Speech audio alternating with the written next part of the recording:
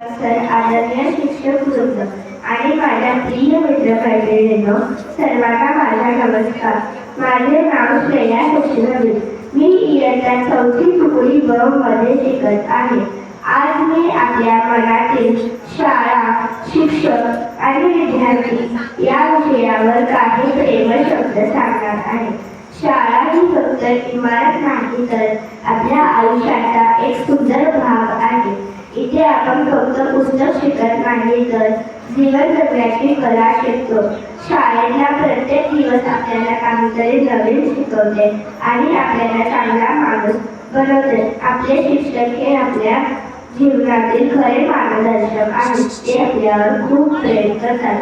कधी ते आपल्याला रागवतात, पण त्या रागामागेही आपल्यासाठी काळजी आणि आपुलकी लपलेली असते. आपल्याला योग्य मार्गावर ठेवण्यासाठी ते नेहमी प्रयत्न करत असतात. आपल्या मनात विद्यार्थी म्हणून आपल्या मनात शाळेबद्दल एक वेगळंच प्रेम असतं. मित्रमैत्रिणींसोबत घालवलेले क्षण, मधली सुट्टी, खेळ, सण हे सगळं आयुष्यभर लक्षात राहतं.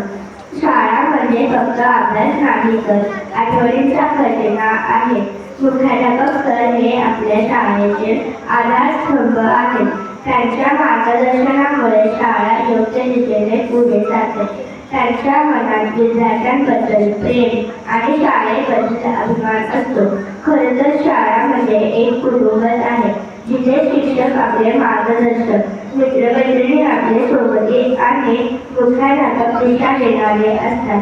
शेवटी आपण सगळ्यांनी आपल्या शाळेवर प्रेम करावं, शिक्षकांचा आदर करावा आणि चांगले विद्यार्थी बनावे. आपल्या मनात शाळेबद्दल एक स्थान असतं. कधी आपण मोठे झाल्यावर, शाळेपासून दूर गेल्यावर या सगळ्या आठवणी खूप आठवतात.